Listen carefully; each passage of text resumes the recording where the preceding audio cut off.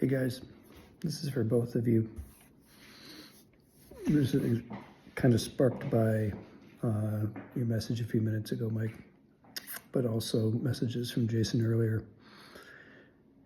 It seems like you're both really in the soup right now, and I'm fairly recently out of the soup, at least I think. So I'd love to share a couple of thoughts about kind of short-term mitigation, what to do in the moment, and also some kind of longer-term planning thoughts, because it is such a wildly disabling experience to hit burnout like this, and it can make thinking and planning really hard. You can get a real tunnel vision experience, so it's really hard to know what to do. And yeah, especially when you're alone, as both of you are. I mean, not really, and yet yes. You know what I mean? So a lot of burnout is a function of energy depletion in the extreme. And everything that takes work is poison, including sensory experience. So it takes work to process sound and thought and sensation. So you could treat it a little bit like a migraine, pull the blinds, close the shutters, turn off everything that makes sound and light, crawl in under the bed, get warm. Showers and baths can help, but maybe not right away, because it's also a sensory experience. So you have to kind of guess, just tune in and see if your body responds well to that. People have really wildly different experiences with whether or not water helps. So see what works for you. A shower can really help clean the field, and especially clear out thoughts and emotions. Whereas a bath can be more comforting to the muscles and the nervous system and the connective tissue. Food, warm food especially. I would not eat cold things. I would not eat raw food. And just give yourself as much room as you can to be completely isolated and undisturbed and safe. That's the thing, is your system is freaking out because it feels so unsafe on a really fundamental molecular level. So do whatever you can to kind of provide that safe space for it. And water, because a dry circuit doesn't work well. So water helps energy flow. I'd be curious, Mike, about meditation, whether or not that helps immediately, or if it's something you need to give yourself a little bit of recovery time for. It kind of depends on your relationship with it and how you do it.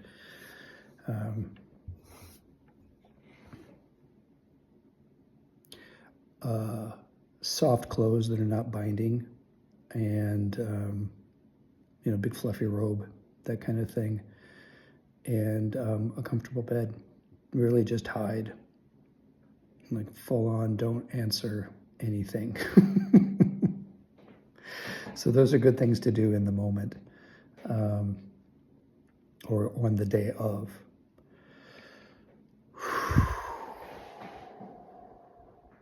And in terms of how you relate to the bigger picture, I'd like to chew on a little bit of that with you here.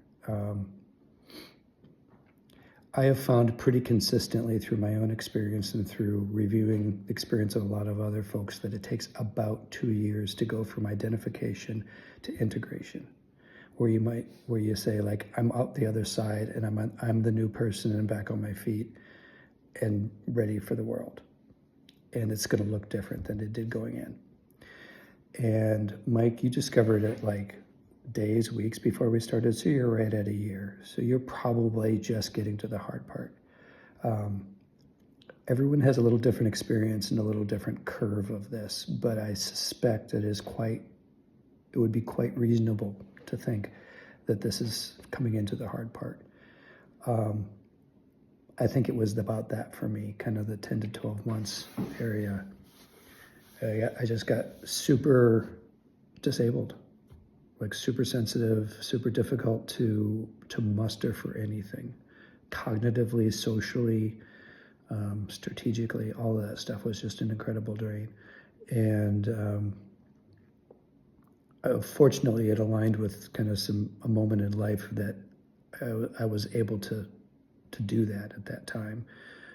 It put me into an incredibly terrifying financial position, but I was able to. Now I have to dig myself out of it because I'm coming out the other side. I'm a little over a year from when I started the research and a little under a year from when I identified. And I don't think it's going to take me a full 2 years, but I probably still have some curveballs coming. One of the really tough things about burnout like this is it's a really delayed reaction. So the hole you fall in is one you dug like weeks, months, years earlier. And what you do to respond to it isn't necessarily going to be obviously connected to what your experience is. Because you're dealing with a lot of historical stuff. It's a very slow moving process. It's brain damage. And it takes a while to rebuild the brain, to rebuild brain structure that's organized according to a higher degree of functionality and a lower degree of activation. So you're not built to fight or flight. That you can go there, but you don't start there, because right now you're starting there, like waking up. And you need time and space to go through this process. And it might be 2-3 months, honestly, of real difficulty.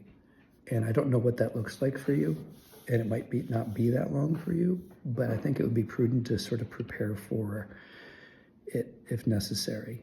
And I know with all of us, work is a big deal, and the need to work and how we work. And Mike, you and I both have a relationship with residency that's associated with our work, which is a whole nother level.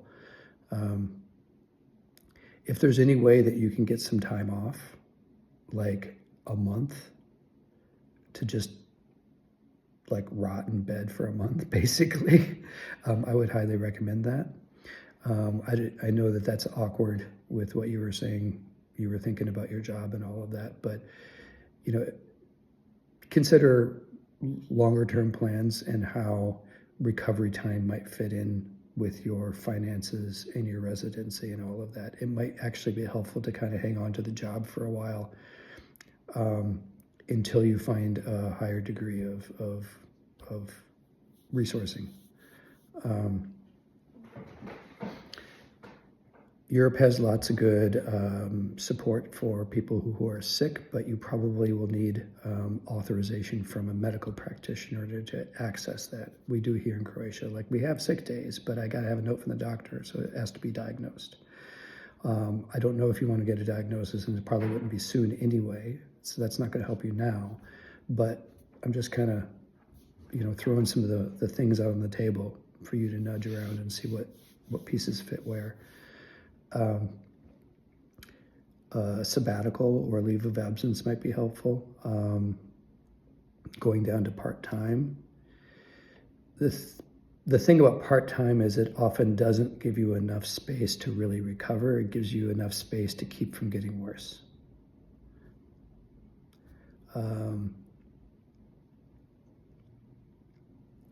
Jason, you're kind of all or nothing. And that's kind of how you work.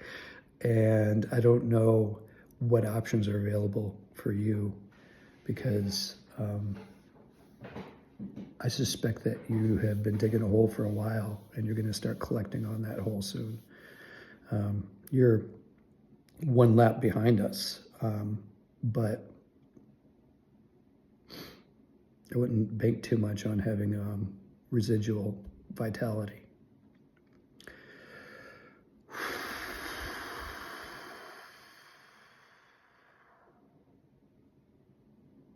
And sometimes it comes down to, is there a family member that can take care of us while we recover?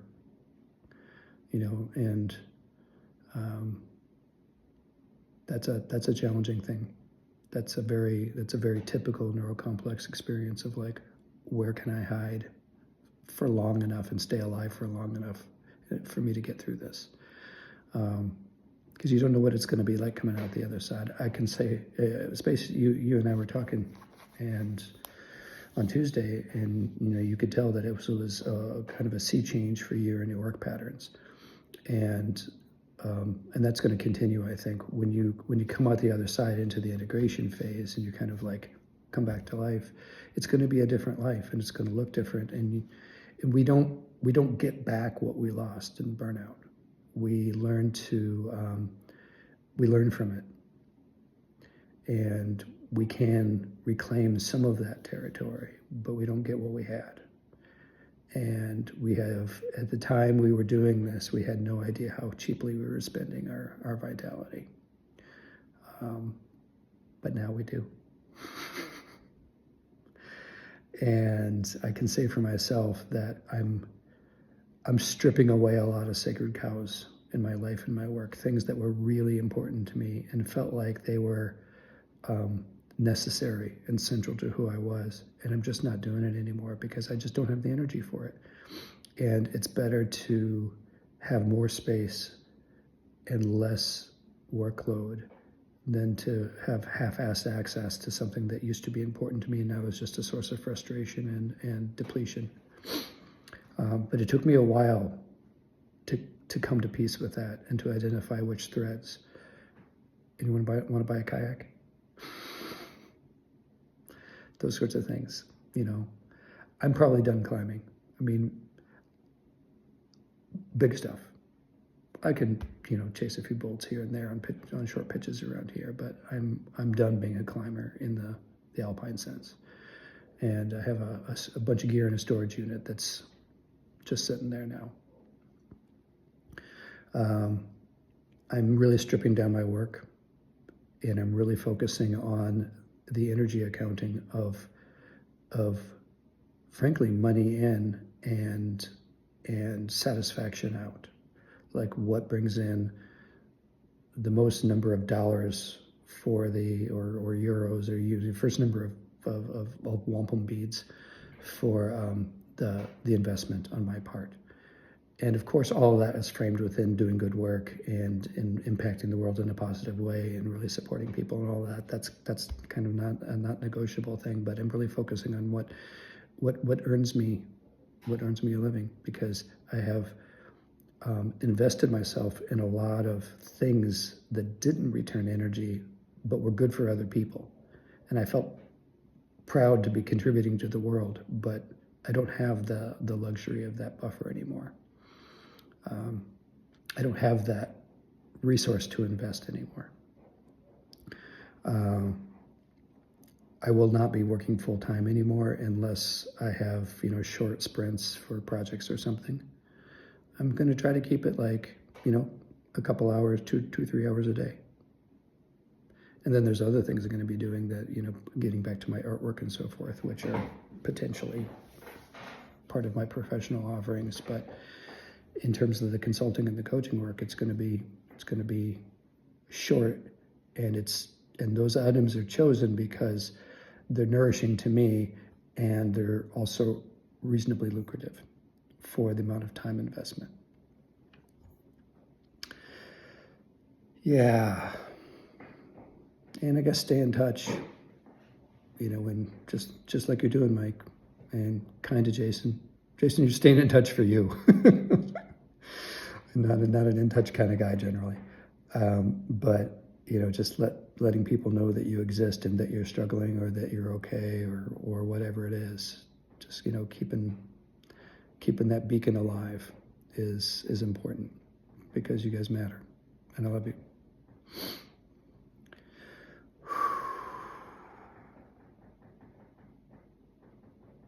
Yeah, I think that's enough. Hope both of you find ease Take your meds, drink your water, eat your snacks. Well, goodbye.